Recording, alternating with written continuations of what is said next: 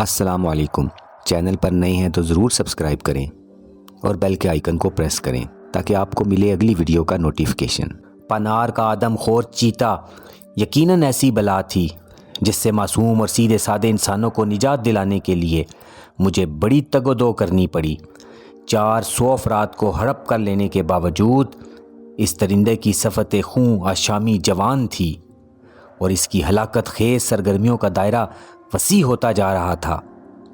یہ ذکر ہے 1907 کا، اور ان دنوں میں کچھ زیادہ تجربے کار شکاری بھی نہ تھا۔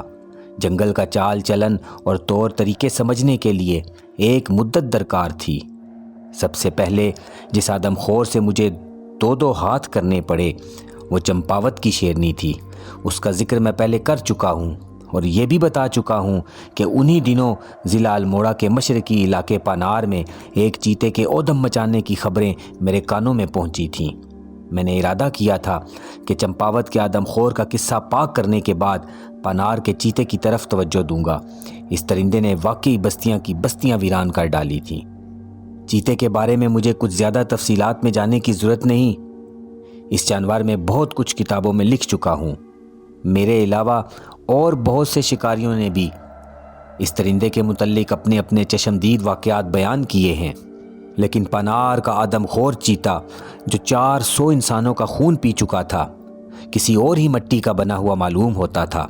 اس نے جس انداز میں اپنا بچاؤ کیا اور انسانوں کو ہلاک کرنے کے ساتھ ساتھ میرے تعاقب میں بھی لگا رہا، اس سے ظاہر ہوتا تھا کہ اس کی صلاحیتیں عام چیتوں کی نسبت کچھ زیادہ مختلف ہیں۔ کئی مرتبہ ایسا ہوا کہ اس نے مجھے نہایت مکاری سے گھیرے میں لے کر مار ڈالنا چاہا، لیکن قسمت کی خوبی کہ میں ہر بار موت کے منہ سے بچ نکلا۔ عام چیتے کی فطرت یہ ہے کہ وہ کسی منصوبے کے تحت انسانوں یا جانوروں پر حملہ نہیں کرتا بلکہ اچانک آن پڑتا ہے، لیکن پنار کا آدم خور چیتا اپنے شکار پر حملہ کرنے کے لیے پہلے سے منصوبہ باندھتا تھا۔ اس کی یہ خاصیت حیرت انگیز تھی۔ دوسری خاصیت یہ تھی کہ پیش آنے والے واقعات کا پہلے سے اندازہ کر کے اپنی حفاظت کا بندوبست کر لیتا۔ خدا ہی جانتا ہے کہ اس میں یہ نادر حس کیسے پیدا ہوئی۔ سچ پوچھئے تو اپنی اس خوبی کی وجہ سے وہ اتنے عرصے تک ہلاک ہونے سے محفوظ رہا۔ اس میں صبر و استقلال کا مادہ بھی حد سے زیادہ تھا۔ اس مہم کے دوران میں ایک مرتبہ جب میں نے اس کی ناکہ بندی کی تو وہ 4 دن تک اپنی کمین گاہ میں بھوکا پیاسا چھپا رہا اور ایک لمحے کے لیے بھی باہر نہ نکلا۔ انسانوں کا گوشت کھا کھا کر اور لہو پی پی کر اس کے قد و قامت، قوت خونخواری میں بے پناہ اضافہ ہو چکا تھا، حتیٰ کہ ایک مرتبہ کسی شیر نے اس کے منہ سے شکار چھیننے کی کوشش کی تو چیتا مقابلے پر ڈٹ گیا اور چند منٹ کے اندر اندر شیر کو لہو لہان کر کے میدان جنگ سے بھاگ جانے پر مجبور کر دیا۔ دن کے وقت وہ شاذ و نادر ہی باہر نکلتا، لیکن رات ہوتے ہی اس کی آواز سے جنگل لرزنے لگتا۔ بندروں کا جانی دشمن تھا اور آدم خور بننے سے پہلے اس نے جنگل سے بندروں کا بڑی حد تک صفایا کر دیا تھا۔ بندر بھی اس کی طاق میں رہتے اور جو ہی وہ اپنے ٹھکانے سے برآمد ہوتا چیخ چیخ کر آسمان سر پر اٹھا لیتے۔ یہ تھے وہ حالات جن کی موجودگی میں نے پنار کے اس آدم خور چیتے سے دو ہاتھ کرنے کا فیصلہ کیا۔ چمپاوت کی آدم خور شیرنی کو ٹھکانے لگانے کے بعد جب میں اپنے گھر واقع نیتی تال واپس آیا تو پنار کے آدم خور کا تصور میرے دل و دماغ پر بیٹھا ہوا تھا۔ میں سوچ رہا تھا کہ 1-2 روز آرام کر لینے کے بعد نئی مہم پر نکلوں گا، کیونکہ یہ درندہ الموڑا کے مشرقی دیہاتوں اور قصبوں میں انسانی خون کی ہولی کھیلنے میں چمپاوت کی شیرنی سے بھی بازی لے گیا تھا۔ اسی دوران میں نیتی تال کے کمشنر نے مجھے بلوا بھیجا اور بتایا کیشر کے علاقے میں ایک آدم خور شیر نے تباہی مچا رکھی ہے، فوراً وہاں پہنچو اور اس موذی کو کیفر کردار تک پہنچاؤ ورنہ میری نوکری جاتی رہے گی۔ کمشنر صاحب کو انسانوں کی جان جانے کی اتنی پرواہ نہ تھی جتنی اپنی نوکری کی۔ حکم حاکم مرگ مفاجات میں تعمیل کے لیے کیشر روانہ ہوا اور 15 روز کی تھکا دینے والی تگ و دو کے بعد اس آدم خور کو ہلاک کیا۔ کیسر سے واپس آ کر کمر کھولنے بھی نہ پایا تھا کہ الموڑا کے ڈپٹی کمشنر میری گردن پر سوار ہو گئے۔ میں سمجھ گیا کہ وہ کس مقصد کے لیے آئے ہیں۔ انہیں اطمینان دلایا کہ جلد از جلد اس چیتے کو ختم کرنے کی کوشش کروں گا۔ کرنے کو تو میں نے ان سے وعدہ کر لیا تھا، مگر پریشان تھا کہ یہ مہم کامیاب کیوں کر ہوگی، کیونکہ مجھے اس سے بیشتر الموڑا کے علاقے میں جانے کا اتفاق نہیں ہوا تھا، ورنہ میں مختلف راستوں سے آگاہ تھا۔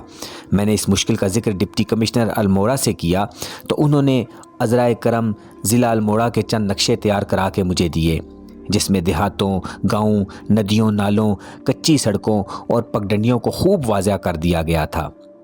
نقشہ دیکھنے سے معلوم ہوا کہ جس مقام پر چیتے نے ہلاکت خیز سرگرمیاں شروع کر رکھی ہیں، اس مقام تک پہنچنے کے لیے 2 راستے زیادہ محفوظ ہیں۔ ایک پتھوڑا گھر روڈ سے برستہ پان اور دوسرا دیبی دھوڑا روڈ سے برستہ لام گڑا۔ غور و فکر کرنے کے بعد میں نے دوسرا راستہ تجویز کیا، ساز و سامان درست کیا اور دوپہر کو کھانا کھانے کے بعد منزل کی طرف چل پڑا۔ میرے ساتھ سامان اٹھانے کے لیے 4 کلی اور ایک میرا ذاتی ملازم تھا۔ پہلے ہی روز ہم نے 14 میل کا سفر پیدل طے کیا۔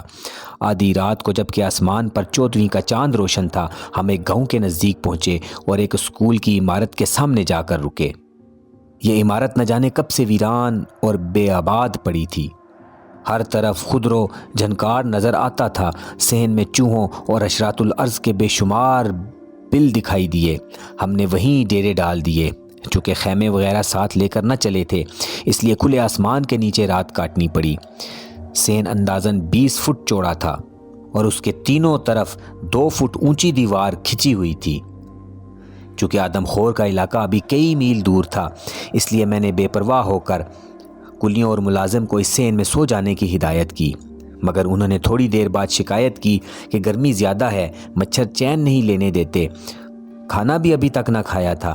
چنانچہ کلی گئے اور اسکول کے پچھواڑے سے خشک لکڑیاں اور گھاس پھوس جمع کر کے لے آئے۔ الاؤ روشن کر دیا گیا۔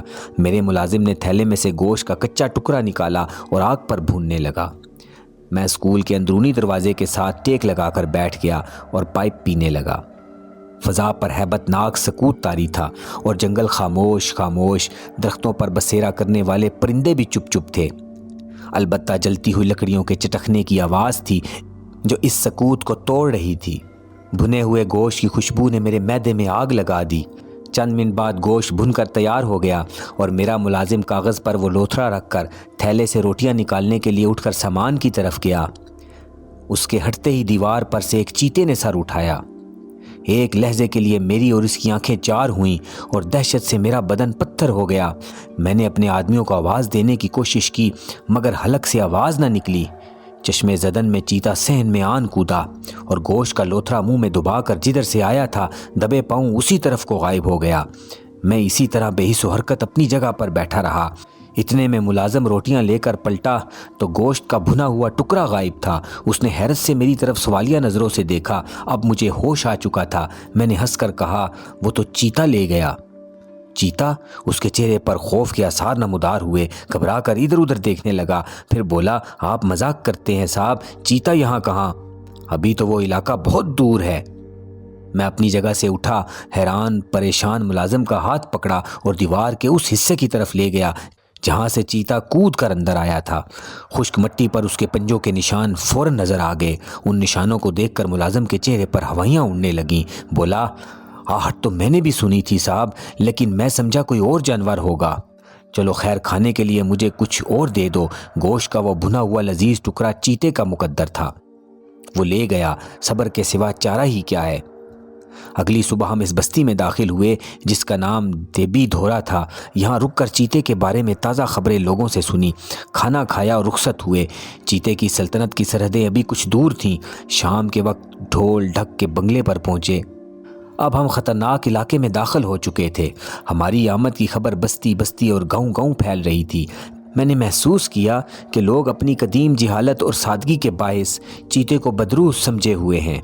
اسے ختم کرنے کی تدبیریں اختیار کرنے کی بجائے چپ چاپ اپنے آپ کو اس کے حوالے کر دیتے ہیں۔ چیتے کی سرگرمیاں اس حد تک وسیع ہو چکی تھیں کہ اکا دکا آدمی کی تو ہستی ہی کیا، 20-30 افراد کی ٹولی پر اچانک آن پڑتا اور کسی نہ کسی کو پکڑ کر لے جاتا تھا۔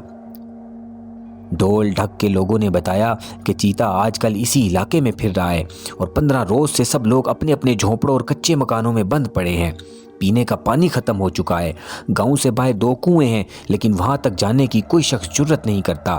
ان کنووں پر چیتا اب تک 12 افراد کو ہلاک کر کے ہڑپ کر چکا ہے، جن میں 4 لڑکیاں بھی شامل ہیں۔ میں نے ان تمام مقامات کا بغور جائزہ لیا جہاں چیتا گھومتا پھرتا دیکھا گیا تھا۔ ہر جگہ مجھے اس کے پنجوں کے نشان دکھائی دیے۔ خیال تھا کہ بہت جلد میرا آمنا سامنا ہوگا، لیکن ایسا نہ ہوا۔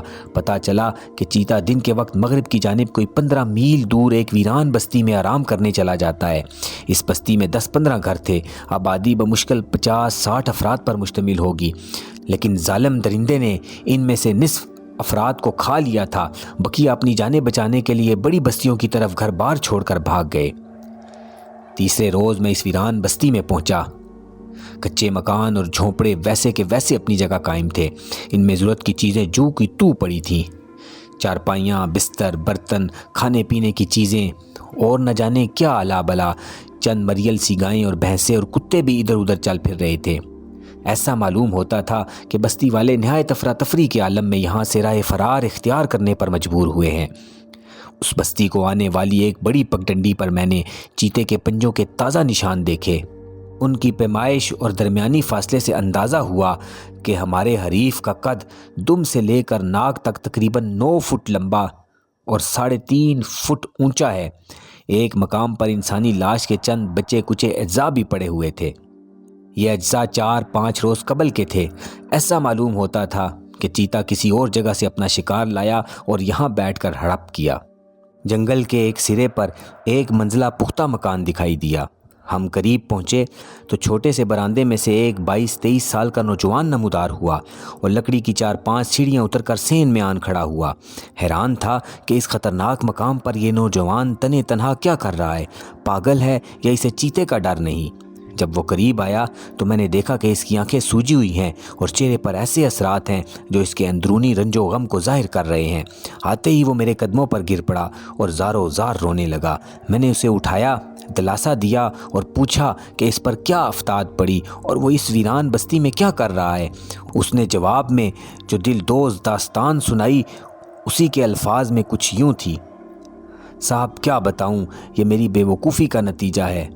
دوسرے لوگ تو یہاں سے چلے گئے، انہوں نے مجھ سے بھی کہا تھا کہ یہ علاقہ چھوڑ دوں اور کسی دوسری جگہ چلا جاؤں ورنہ چیتا تمہیں زندہ نہ چھوڑے گا۔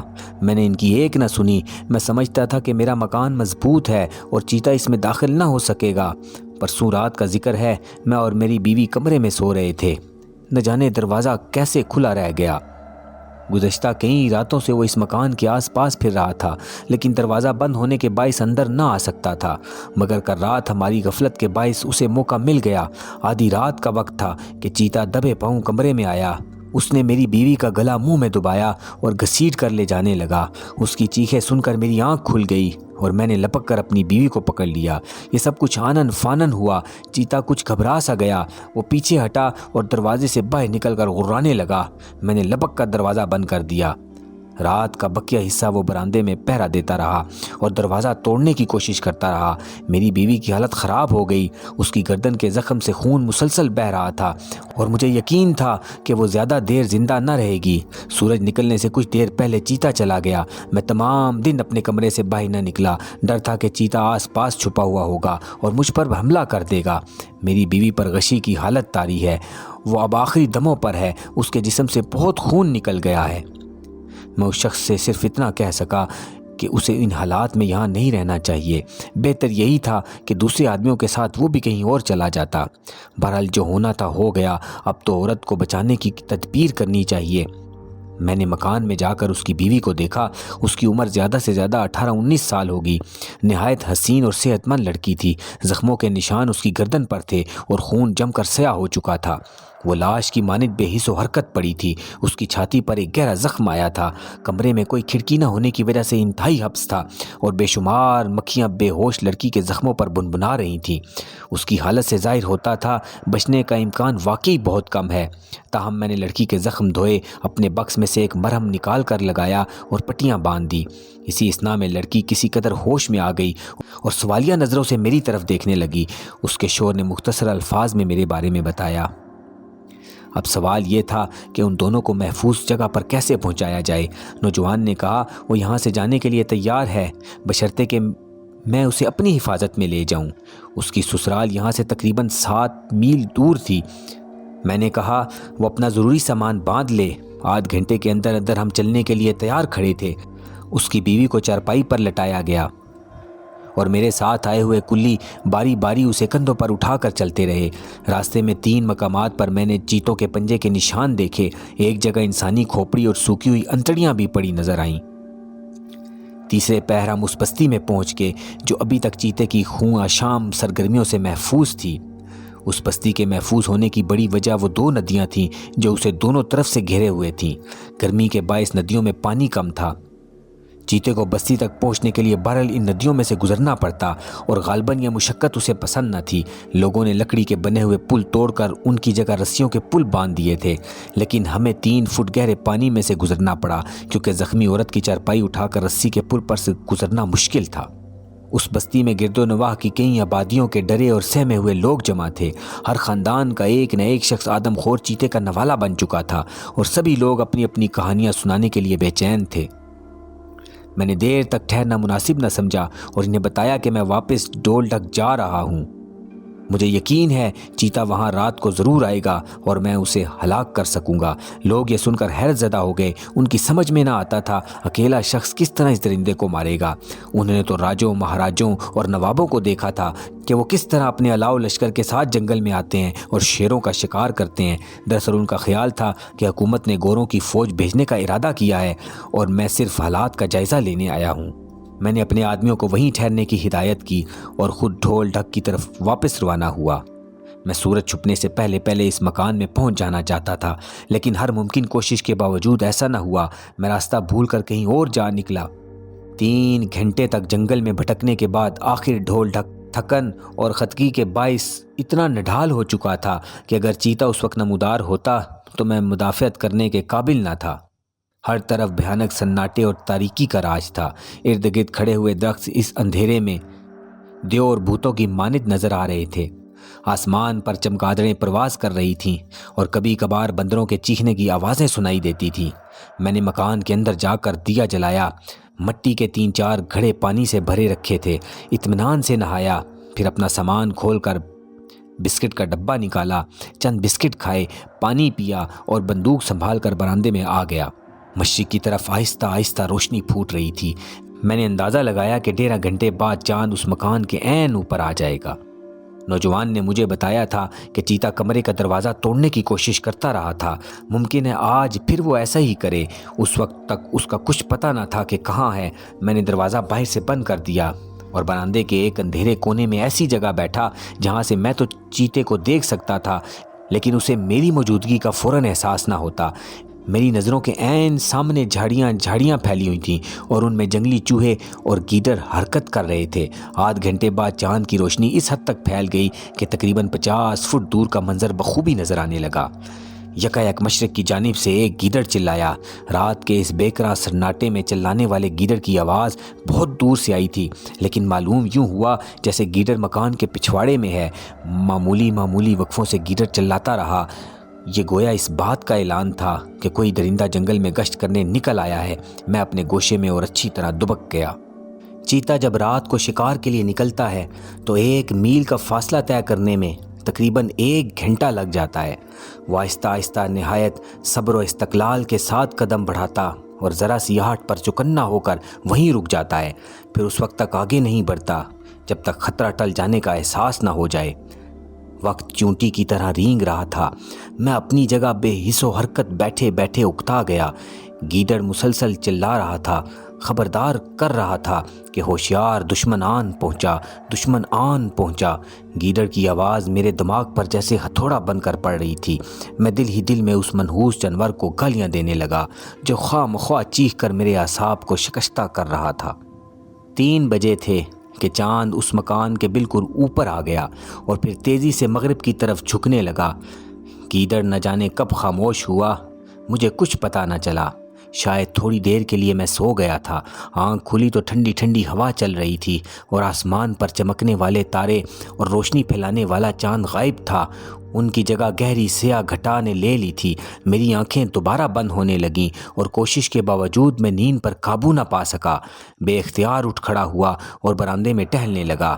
ہوا لمحہ بلمحہ تیز ہوتی جا رہی تھی اور تھوڑی دیر بعد بوندا باندی شروع ہو گئی۔ بجلی زور سے چمکی اور میں نے دیکھا کہ ایک کداور چیتا برآمدے کے جنوبی رخ پر کٹہرے کے ساتھ لگا کھڑا تھا۔ غالباً اس نے مجھے نہیں دیکھا تھا۔ میں اپنی جگہ پتھر کے بت کی مانند کھڑا تھا۔ بندوق سیدھی کرنی چاہی لیکن ہاتھ کانپنے لگے۔ دوسرے لمحے بجلی چمکی تو چیتا وہاں نہ تھا۔ اب میں نے آنکھیں پھاڑ پھاڑ کر دیکھنا شروع کر دیا۔ نیند یکدم کافور ہو گئی۔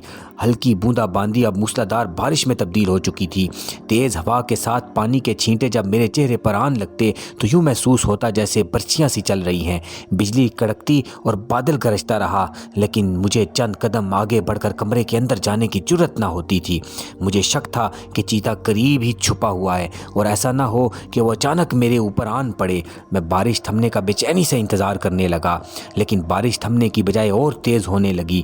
اس کے ساتھ ہوا کے جھکڑوں میں لمحہ بلمحہ تیزی اور تندی آتی جاتی۔ اونچے اونچے درختوں کی ٹہنیاں بے پناہ شور و غل کرتی ہوئی ہل رہی تھیں۔ دفعتاً قریب ہی ایک درخت ہولناک آواز سے زمین پر گرا اور پھر بے شمار پرندوں کے پھڑپھڑانے اور اڑنے کی آوازیں سنائی دیں۔ شاخوں میں چھپے ہوئے بندر چیخ اٹھے اور پھر دفعتاً میں نے چیتے کے غرانے کی ہلکی ہلکی آواز سنی جو طوفان باد و ہارا کے مہیب شور میں دب گئی تھی۔ ذرا اس شخص کی حالت کیفیت کا تصور کیجئے جو ساری رات نہ صرف جاگتا رہا ہو بلکہ بارش میں بھیگا بھی ہو۔ صبح صادق کا اجالا نمودار ہونے سے کچھ دیر پہلے بادل چھٹ گئے۔ آسمان پر اکا دکا تارے دکھائی دیے پھر غائب ہو گئے۔ میں نے گرد و پیش پر نگاہ ڈالی۔ پتا پتا بوٹا بوٹا نہایا دھویا اور نکھرا ہوا تھا۔ سرد ہوا میں ایسا نشہ تھا کہ میں وہیں برآمدے میں ایک خوش جگہ پر لیٹ گیا۔ بندوق سینے پر رکھ لی اور آنکھیں بند کر لیں۔ نامعلوم کتنی دیر سویا رہا۔ آنکھ اس وقت کھلی جب کسی نے میرا شانہ جھنجھوڑا۔ بدحواسی دیکھیے کہ اٹھتے ہی میرا ہاتھ خود بخود بندوق کی طرف گیا اور چیتا سمجھ کر لبلبی دبانے ہی والا تھا کہ کسی نے شستہ انگریزی میں کہا، پاگل مت بنو، ہوش میں آؤ۔ کیا دیکھتا ہوں کہ میرے سامنے روڈ اوورسیئر کھڑا ہے۔ معلوم ہوا وہ مجھے ڈھونڈتا ہوا یہاں تک پہنچا ہے۔ اسے الموڑا کے ڈپٹی کمشنر مسٹر اسٹفی نے میرا پتہ بتایا تھا اور کہا تھا کہ وہ میری ضروریات معلوم کر کے حکومت کو آگاہ کریں گے۔ میں نے کہا مجھے کسی چیز کی ضرورت نہیں، حکومت سے صرف اتنی درخواست ہے کہ اس علاقے میں لوگوں کو طبی سہولتیں بہم پہنچانے کا بندوبست کیا جائے۔ بہت سے افراد ہیں جنہیں جنگلی درندوں اور آدم خور چیتے نے زخمی کیا ہے اور اگر ان کا صحیح علاج کیا جائے تو یہ سب افراد تندرست ہو سکتے ہیں۔ اوورسیئر کہنے لگا، اگر میں اسی مضمون کا خط لکھ دوں تو وہ ڈپٹی کمشنر تک پہنچا دے گا۔ وہ بیچارہ ایک خچر پر سوار تھا اور بالکل تنے تنہا ایک بندوق اس کے پاس تھی۔ مجھے تعجب ہوا کہ آدم خور چیتے کے بارے میں اس شخص نے غالباً کچھ نہیں سنا ورنہ اپنی جان ہتھیلی پر دھرے کیوں پھرتا۔ میرے دریافت کرنے پر کہا، میں سب جانتا ہوں کہ ایک چیتا عرصہ دراز سے اس علاقے میں گھوم پھر کر انسانوں کو ہڑپ کر رہا ہے اور اس نے کئی بستیاں ویران کر ڈالی ہیں، لیکن میرے فرائض کچھ اس نوعیت کے ہیں کہ اس طرف آئے بغیر چارہ نہیں۔ حفاظت کے لیے میرے پاس بندوق ہے۔ میں نے اپنے اردلی اور کلیوں کو چھٹی دے دی ہے۔ وہ بیچارے ادھر ادھر آتے ہوئے ڈرتے ہیں۔ اگر ان میں سے کوئی جان سے مارا جاتا تو اپنے آپ کو کبھی معاف نہ کرتا۔ خیر چھوڑو اس قصے کو، یہ بتاؤ کہ تمہاری پروگریس کیا ہے؟ رات بھر بارش میں چوہے کی طرح بھیگتا رہا ہوں۔ میں نے بتایا، چیتا ادھر آیا تھا لیکن اس کی چھٹی حص مجھ سے زیادہ تیز ہے، بس ایک جھلک دکھا کر نکل گیا۔ یقیناً اس نے مجھے دیکھ لیا تھا۔ چیتے نے تم پر حملہ نہیں کیا؟ اوورسیئر نے حیرت سے کہا، میں نے سنا ہے وہ اتنا نڈر اور جری ہو چکا ہے کہ دن دہاڑے بستیوں میں آن کودتا ہے اور کسی نہ کسی آدمیوں کو سینکڑوں افراد کی موجودگی میں پکڑ کر لے جاتا ہے۔ تم نے ٹھیک سنا ہے، لیکن ایسا درندہ شکاری کی بو پانے کا خصوصی ملکہ رکھتا ہے۔ قدرت نے اگر ہم انسانوں کو درندوں کا شکار کرنے کی صلاحیت اور ہمت بخشی ہے تو دوسری طرف درندوں کو بھی بعض نادر خصوصیتوں سے نوازا ہے جن کے ذریعے وہ اپنا بچاؤ کر لیتے ہیں۔ اچھا یہ بتاؤ، راستے میں تمہارے ساتھ کوئی حادثہ تو پیش نہیں آیا؟ کیا تم نے اس چیتے کو دیکھا ہے؟ میں نے چیتے کو تو ابھی تک نہیں دیکھا، البتہ اس کے کارنامے سن سن کر کان پک گئے ہیں۔ دیبی دھورا سے گزرتے ہوئے مجھے صرف اتنا پتہ چلا کہ چند روز قبل چیتے نے وہاں کسی شخص کو پکڑ لیا تھا۔ میرا خیال ہے تمہیں اب لام گرا جانا چاہیے۔ اگر چیتے نے تمہیں یہاں دیکھ لیا ہے تو وہ ادھر کبھی نہیں آئے گا۔ تم چاہو تو میں تمہارے ساتھ لام گرا جا سکتا ہوں۔ میں نے کچھ دیر غور کرنے کے بعد جانے کا ارادہ کر لیا۔ اوورسیئر کے پاس ناشتے کا کچھ سامان تھا۔ میں نے جلد ناشتہ کیا اور 1 گھنٹے سونے کی اجازت لے کر کمرے میں چلا گیا۔ اوورسیئر بھی تھکا ہوا تھا، وہ بھی میری طرح گزشتہ رات جنگل میں راستہ بھول کر دیر تک بھٹکتا رہا۔ آخر ایک درخت پر چڑھ گیا، سورج نکلنے کے بعد اترا اور ڈھول ڈھک میں آیا۔ اسی دوران اس کا خچر جسے اس نے درخت سے باندھ دیا تھا نہ جانے کس طرح کھل کر ایک طرف بھاگ گیا۔ آخر صبح بڑی مشکل سے خچر کو تلاش کیا، وہ ایک کھائی کے اندر چھپا ہوا تھا۔ وہیں اوورسیئر نے کیچڑ اور نرم زمین میں چیتے کے پنجوں کے نشان بھی دیکھے۔ اسے حیرت تھی کہ چیتے نے خچر کو کچھ نہیں کہا۔ ہم دونوں 1-1.5 گھنٹے سونے کی نیت سے لیٹے تھے، لیکن جب آنکھ کھلی تو آسمان پر سورج چمک رہا تھا۔ نصف سفر طے کر چکا تھا۔ ہم نے مکان کا دروازہ اچھی طرح باہر سے بند کر دیا اور لام گراں کی طرف پیدل ہی چل پڑے۔ ہاتھوں میں بندوقیں تھیں، ہم آگے آگے چل رہے تھے اور خچر ہمارے پیچھے پیچھے گردن جھکائے آ رہا تھا۔ ادھر ادھر کی باتوں میں وقت اور فاصلے کا کچھ احساس نہ ہوا۔ لام گراں پہنچے تو وہاں بھی ہولناک سناٹے کا راج تھا۔ اوورسیئر نے بتایا یہاں ہندوؤں کا ایک بڑا مندر ہے جس میں پوجا پاٹ کے لیے گرد و نواح کے بہت سے گاؤں اور بستیوں کے افراد آیا کرتے تھے اور خاصی چہل پہل رہتی تھی۔ لیکن جب سے آدم خور چیتے نے اپنی سرگرمیاں شروع کی ہیں، لام گراں کی رونق مر گئی ہے۔ اب یہاں چند گھرانوں اور مندر کے پجاری کے سوا کوئی نہیں رہتا۔ چیتے نے اس گاؤں کے تقریباً 25 افراد کو کھایا ہے۔ ہم سیدھے مندر کی طرف گئے۔ یہ عمارت پختہ اینٹوں کی بنی ہوئی تھی اور اس کا دروازہ بھی خاصا مضبوط اور بلند تھا۔ ہم نے دروازے پر دستک دی، تھوڑی دیر کے بعد قدموں کی چاپ سنائی دی، پھر کسی نے اندر ہی سے پوچھا اس وقت کون آیا ہے؟ میں نے اپنا نام اور آنے کا مقصد بتایا۔ چند لمحے بعد دروازہ کھلا اور ایک ادھیڑ عمر لیکن صحت مند ہندو پجاری نظر آیا۔ مجھے دیکھ کر اس کی آنکھیں حیرت اور خوف سے پھیل گئیں، لیکن جو ہی اس نے اوورسیئر کو دیکھا اس کے چہرے پر اطمینان جھلکنے لگا۔ وہ ہاتھ جوڑتا ہوا دروازے سے باہر نکلا اور ہمارے سامنے آن کھڑا ہوا۔ اوورسیئر نے میری طرف اشارہ کرتے ہوئے پجاری سے کہا یہ ہمارے دوست بہت اچھے شکاری ہیں، پانار کے چیتے کو مارنے کے لیے آئے ہیں، چند روز آپ کے پاس قیام کریں گے۔ پجاری بڑے بڑے دانت نکال کر ہنسا اور بولا آئیے آئیے صاحب، اندر آ جائیے، کوئی حرج نہیں، اگر آپ اس موذی کو مار ڈالیں تو بڑی نیکی کا کام کریں گے۔ اس نے تو گاؤں کے گاؤں خالی کرا دیے ہیں۔ وہ ہمیں مندر کی ایک کوٹری میں لے گیا، کھانے کے لیے پوریاں اور آلو کی باسی ترکاری لایا جو مجبوراً زہر مار کرنی پڑی کیونکہ سخت بھوک لگ رہی تھی۔ پجاری کو انسانوں سے زیادہ اس بھیڑ کے کم ہو جانے کا صدمہ تھا جو لوگ دیوتاؤں پر چڑھاوے کے لیے لایا کرتے تھے۔ اس نے چیتے کی خونخواری کے بہت سے چشمدید قصے سنائے جن میں جھوٹ زیادہ تھا اور سچ کم۔ مثلاً یہ کہ چیتا رات کو انسانی شکل اختیار کر لیتا ہے، وہ صرف خون پیتا اور گوشت دوسرے جانوروں کے لیے چھوڑ دیتا ہے۔ اسے اس وقت تک ہلاک نہیں کیا جا سکتا جب تک مندر میں خاص پوجا کا اہتمام نہ کیا جائے گا اور لوگ اتنا دان نہ چڑھا دیں گے۔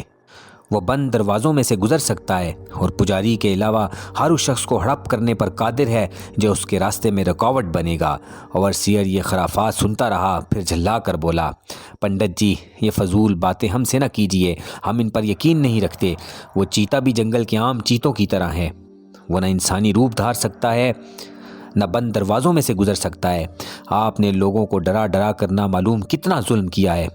سب مل کر اگر چاہتے تو چیتے کو گھیر کر تکا بوٹی کر ڈالتے، مگر ان باتوں نے سادہ لو دیہاتوں کو ہراساں کر رکھا ہے۔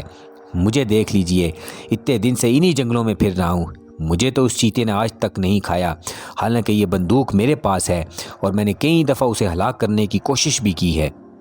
یہ تقریر سن کر پجاری کے چہرے پر ندامت کے آثار نمودار ہوئے۔ اس نے بات ٹالتے ہوئے کہا اگر کچھ اور کھانا چاہیں تو لے آؤں، تازہ دودھ بھی رکھا ہوا ہے۔ جی نہیں بس شکریہ، میں نے کہا ذرا ہمیں سستانے دیجئے، اندھیرا ہونے کے بعد میں ذرا باہر ٹہلوں گا، ممکن ہے چیتا ادھر آ نکلے۔ گاؤں میں اس وقت کتنے آدمی ہیں؟ 50-60 کے لگ بھگ تو ضرور ہوں گے، پجاری نے کہا۔ کیا ان کو بلاؤں؟ جی ہاں، ابھی بلوا لیجئے، ان لوگوں سے کچھ کہنا ہے۔ اوورسیئر نے استفہامیہ انداز میں میری جانب دیکھا۔ میں نے اسے آنکھ کے اشارے سے خاموش رہنے کی ہدایت کی۔ پجاری نے مندر کا گھنٹا بجایا اور تھوڑی دیر بعد گاؤں کے سب لوگ مندر میں جمع ہو گئے۔ میں نے دیکھا ہر شخص لاٹھی کلہاڑی لے کر آیا ہے، لیکن خوف ان کے چہروں سے ٹپک رہا تھا۔ ان میں ہٹے کٹے جوانوں کی تعداد زیادہ تھی۔ اوورسیئر نے مختصر الفاظ میں میرا تعارف کرایا۔ پھر میں نے کہا، بھائیو، میں نے تمہیں صرف یہ کہنے کے لیے بلایا ہے کہ وہ درندہ جو تمہاری بستیوں کو ویران کر رہا ہے کوئی بھوت پریت نہیں، ایک معمولی جانور ہے جسے انسانی لہو کی چاٹ پڑ گئی ہے۔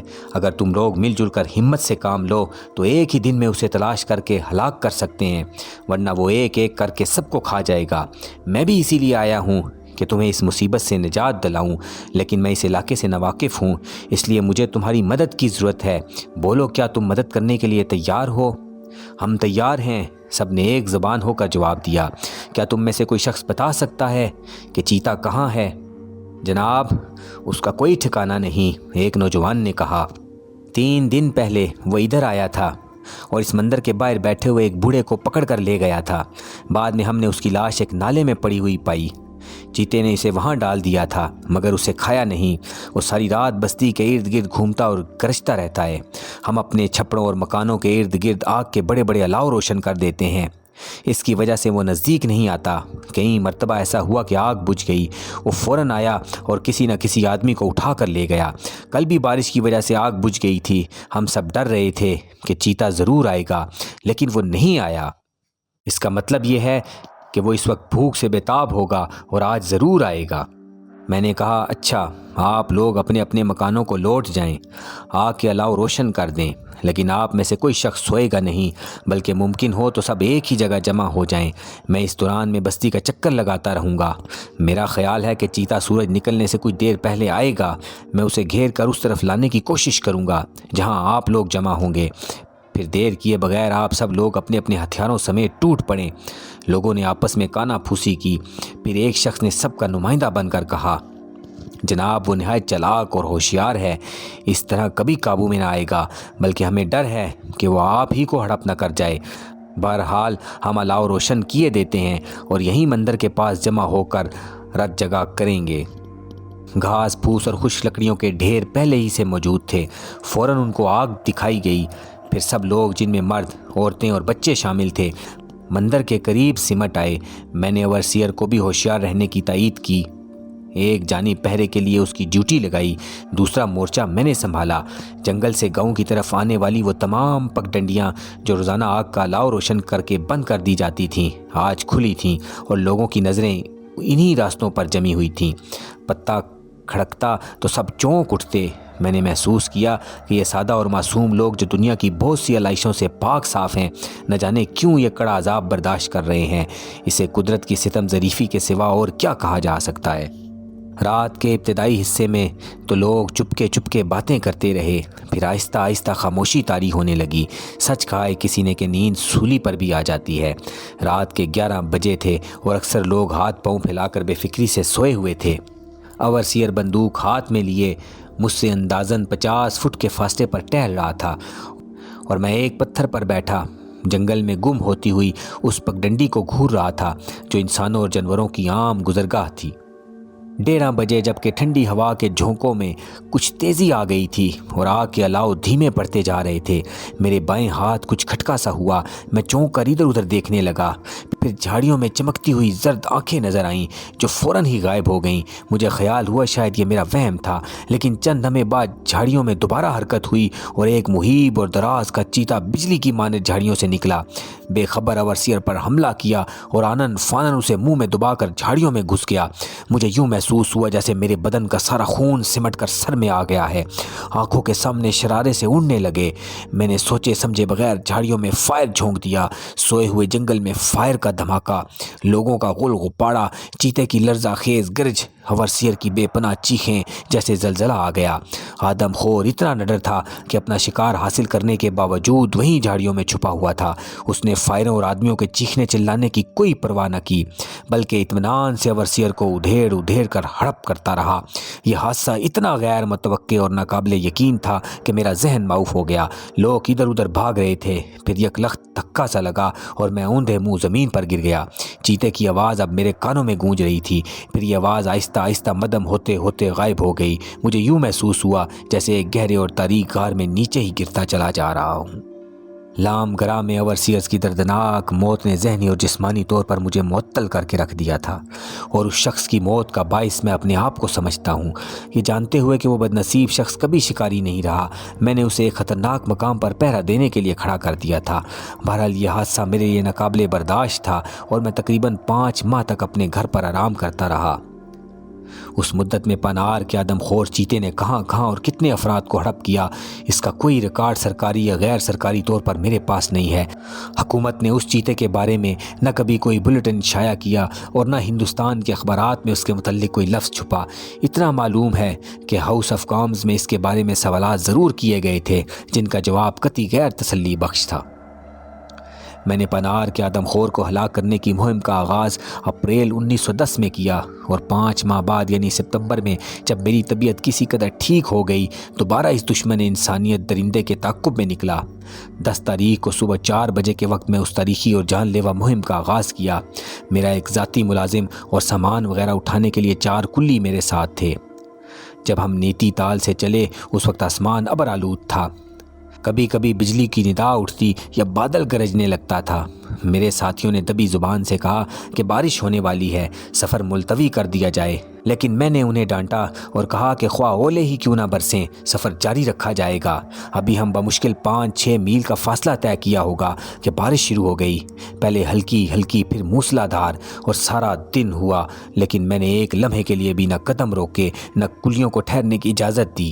اور غالباً شکاریوں کی دنیا میں یہ بھی ایک ریکارڈ ہے کہ کوئی شخص سارا دن بارش میں بھیگنے کے باوجود پورے 28 میل کا فاصلہ پیدل ہی طے کرے۔ قصہ کوتا رات کے ابتدائی حصے میں ہم لوگ الموڑا پہنچ گئے۔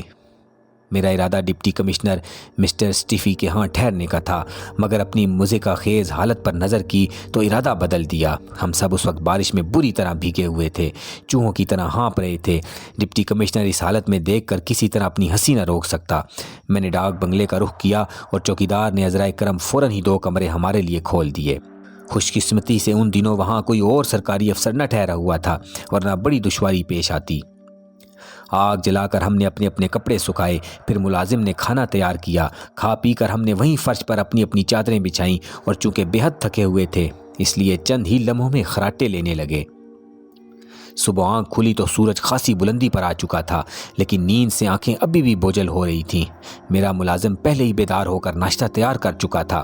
غالباً اس نے میری آنکھوں میں نیند کا خمار دیکھ لیا تھا، اس لیے ناشتہ لاتے ہوئے مسکرایا اور کہنے لگا، صاحب جلدی اٹھیے، ایک شخص بہت دیر سے آپ کے انتظار میں بیٹھا ہے۔ مجھے بڑی حیرت ہوئی، آخر وہ شخص کون ہے جو میرا انتظار کر رہا ہے، اور سوال یہ ہے کہ اسے میری آمد کی خبر کس طرح ملی؟ کون ہے وہ؟ میں نے بے صبری سے پوچھا۔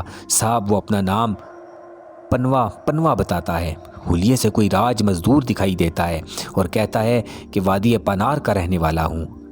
پنار کا نام ہی میرے لیے کافی تھا۔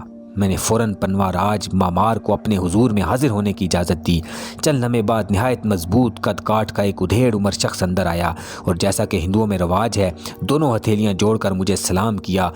صاحب کے مزاج تو اچھے ہیں، اس نے دانت نکال کر انتہائی انکسار آمیز لہجے میں پوچھا۔ میرے مزاج بالکل ٹھیک ہیں اور کبھی خراب نہیں ہوئے، میں نے سنجیدگی سے جواب دیا۔ بہرحال پنوا صاحب نے اپنے میلے کرتے کی بغلی جیب سے بیڑیوں کا بنڈل اور ماچس کی ڈبیا نکالی، اور بیڑی سلگانے کا ارادہ فرما ہی رہے تھے کہ میں نے سختی سے ڈانٹا، یہ تمباکو پینے کی جگہ نہیں ہے، جس کام کے لیے آئے ہیں اس کام سے آگاہ کریں۔ میں تو سرکار کے درشنوں کے لیے آیا تھا، اپنے گھر کو جاتا تھا، پھر گھر وہیں پانار کی وادی میں، ادھر سے گزرا تو آپ کا سامان ڈاک بنگلے میں دیکھا، چوکیدار سے پوچھ کر اندر چلا آیا۔ جناب وہاں ایک آدم خور چیتے نے بڑی آفت مچا رکھی ہے، ہزاروں کو پھاڑ کر کھا گیا ہے اور ابھی اس کا پیٹ نہیں بھرا، نہ جانے دیو ہے یا کون بلا۔ میں نے سوچا شاید آپ اسی طرف جا رہے ہو، بڑی نیکی کا کام ہے، سرکار اگر آپ اس موذی کو ہلاک کر دیں میں بھی آپ کے ساتھ چلوں گا، ورنہ مجھے اکیلے شخص کو تو چیتا کہیں نہ کہیں پھاڑ کھائے گا۔ تم نے اس چیتے کو پہلے کبھی دیکھا ہے؟ ارے نہیں سرکار، اس نے دہشت زدہ ہو کر کانوں کو ہاتھ لگایا۔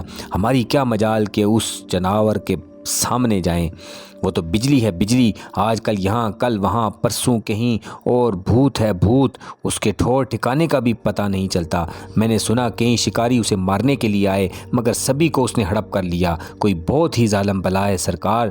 میں نے محسوس کیا کہ پنوا راج خاصا دلچسپ آدمی ہے اور اس کی مزیدار باتوں سے سفر کی کوفت کسی نہ کسی قدر زائل ہوتی رہے گی، اسے ساتھ لے ہی لیا جائے۔ بندوق چلانا جانتے ہو؟ یہ کہہ کر میں نے قریب رکھی ہوئی رائفل اٹھائی اور نالی پنوا راج کی طرف پھیر دی۔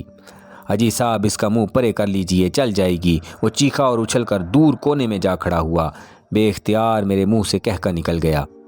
تم بہت بزدل ہو پنوا، میں نے کہا، میں ایسے آدمیوں کو ساتھ لے جانا پسند نہیں کرتا۔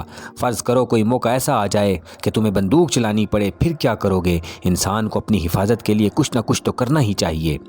بات تو ٹھیک ہے صاحب، اس نے کہا، لیکن ہم لوگ بندوق چلانا کیا جانیں؟ کبھی ہمارے باپ دادا نے چلائی ہو تو ہم بھی چلائیں، ہم تو ذات کے شودر ہیں۔ اگر ہمارے پاس بندوق ہوتی تو آپ کی پناہ میں کیوں آتے؟ خود اپنے ہی گاؤں کیوں نہ چلے جاتے؟ اس کی یہ دلیل وزنی تھی، اس لیے میں نے پنوا کو ساتھ لے جانے کی اجازت دیتے ہوئے بات ختم کر دی۔ وہ ایک طرف صحن میں لیٹ گیا اور میرے ملازم سے کہنے لگا، میں تھوڑی دیر کے لیے پلک جھپکوں گا، کہیں مجھے چھوڑ کر چلے نہ جانا، میں نے صاحب سے اجازت لے لی ہے۔ وادی پنار تک پہنچنے کے لیے وہی راستہ اختیار کرنا چاہتا تھا جو راستہ میں نے اپریل میں منتخب کیا تھا۔ چنانچہ دوپہر کے بعد جب ہم نے اپنا بوریا بسترا باندھا اور روانہ ہوئے تو پنوا سب سے پہلے مستعدی سے تیار کھڑا تھا۔ کہنے لگا، صاحب آپ پہلے بھی اس علاقے میں آئے ہیں؟ ہاں، میں نے مختصر سا جواب دیا۔ پھر خیال آیا کہ یہ شخص اسی جگہ کا رہنے والا ہے، ضرور چپے چپے سے آگاہ ہوگا، کیوں نہ اس سے راستے کی تفصیلات پوچھی جائیں۔ جب میں نے اسے کریدا تو واقعی وہ اس سرزمین کا کیڑا نکلا۔ بولا، میں پہلے ہی سمجھ گیا تھا کہ آپ وہاں تک پہنچنے کے لیے لمبا راستہ اختیار کر رہے ہیں، میں آپ کو ایک چھوٹے راستے پر لیے چلتا ہوں۔ بھگوان نے چاہا تو وقت سے بہت پہلے چیتے کی سلطنت کی سرحد میں داخل ہو جائیں گے۔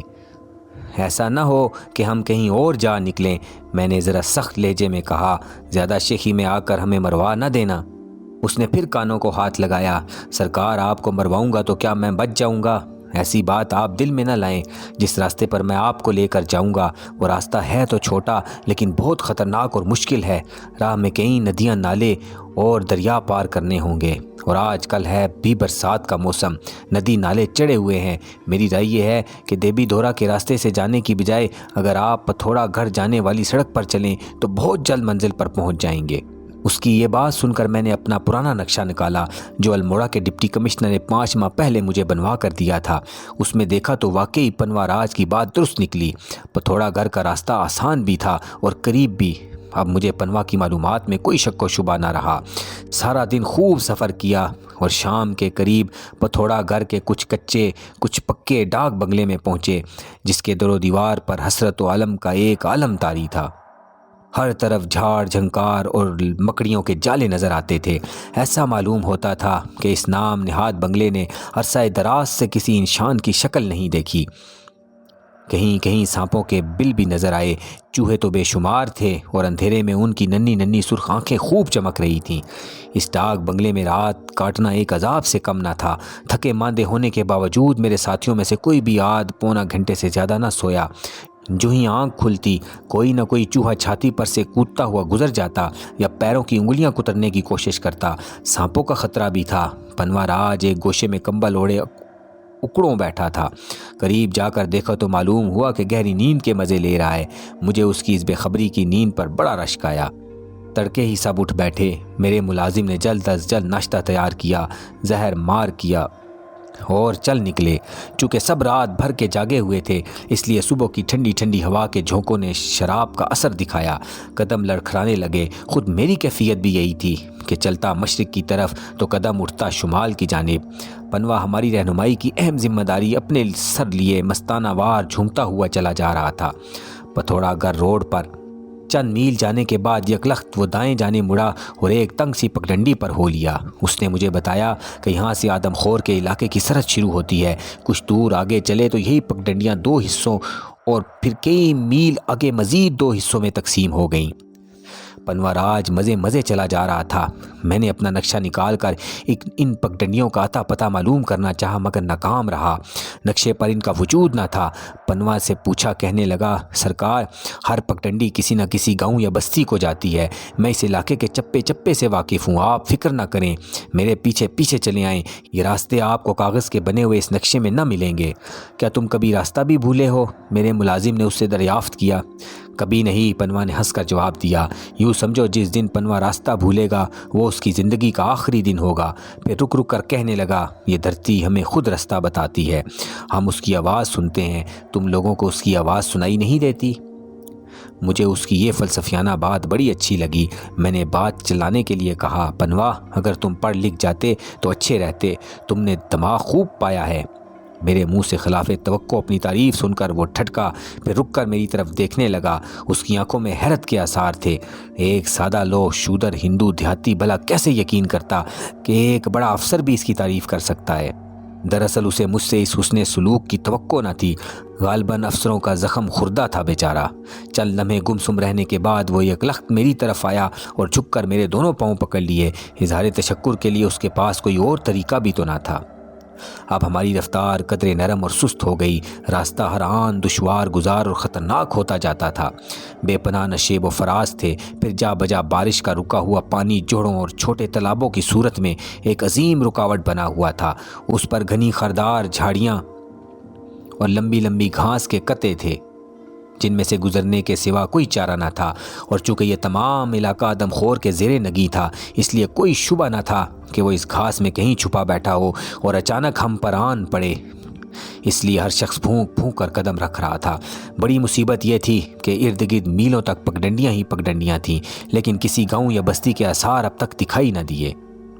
سالان اورنگ کوٹ پٹی میں سے گزرتے ہوئے سفر کے چوتھے روز ہماری مختصر سی پارٹی چاکیتی نام کی ایک بڑی بستی کے قریب پہنچی۔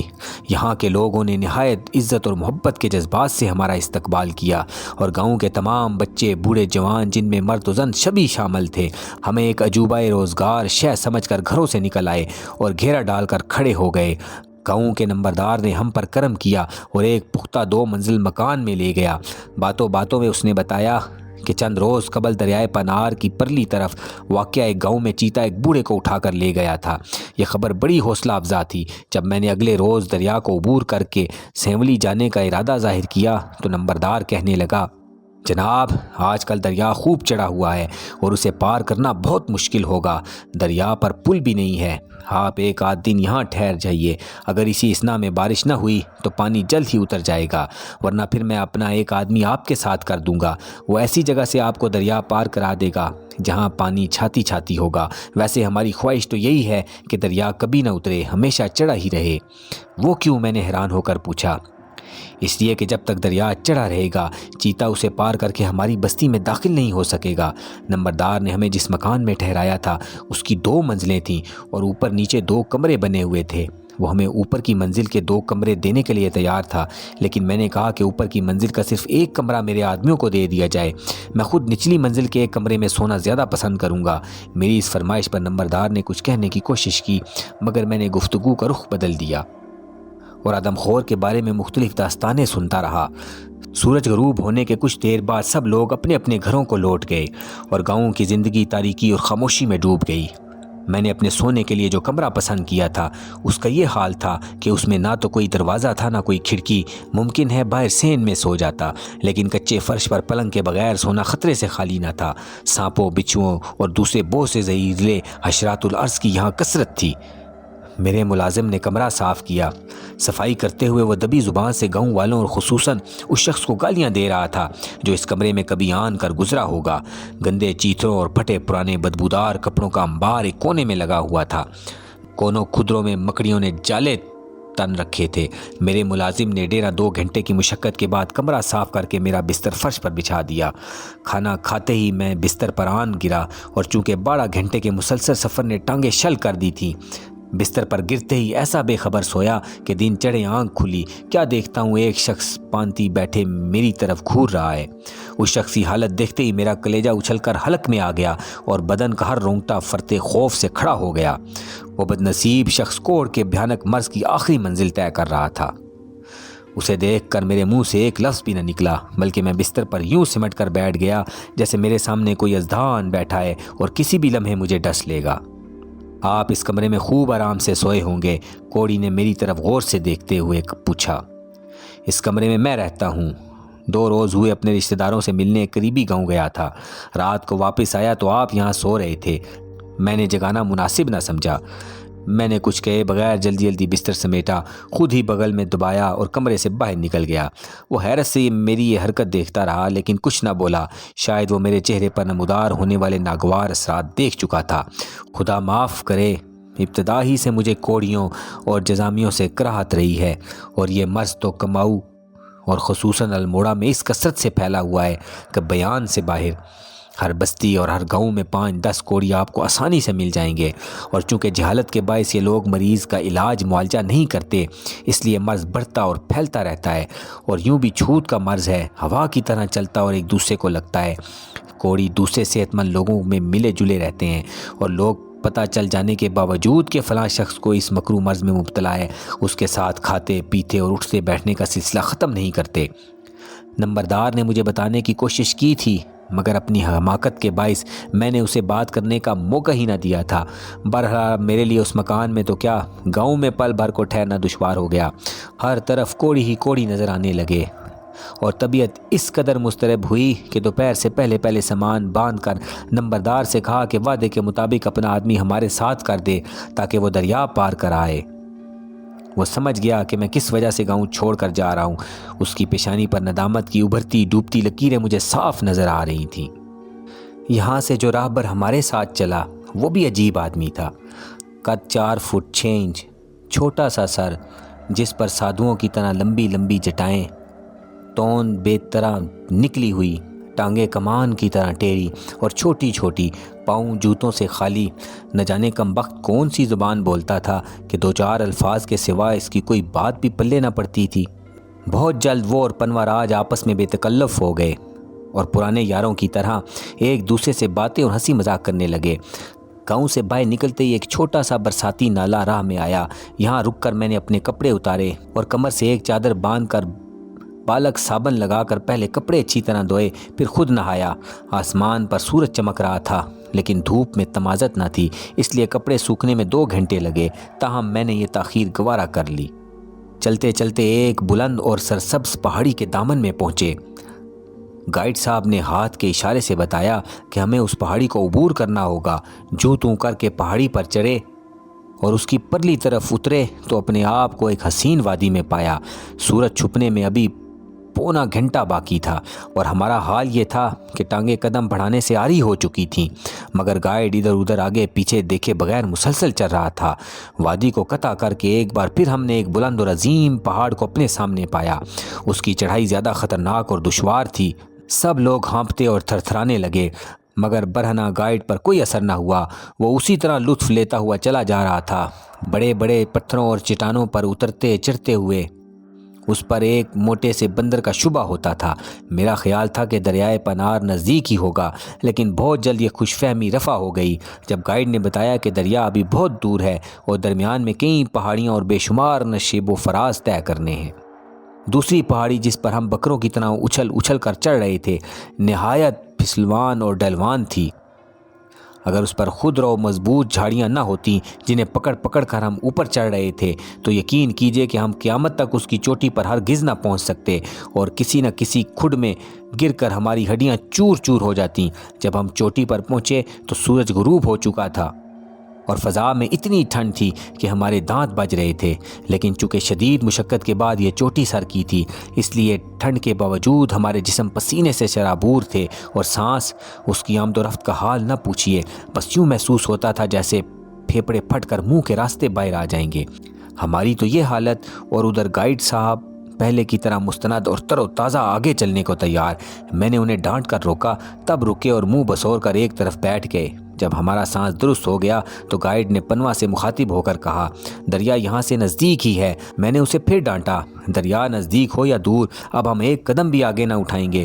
تم نے چلا چلا کر ہمارا کچومڑ نکال دیا ہے، پہلے ہی بتا دیتے تو میں اور کوئی راہ اختیار کرتا۔ صبح تک ہمیں آرام کرنے دو، اس کے بعد ہمیں دریا پر لے جانا۔ رات نہایت خوشگوار اور سرد تھی۔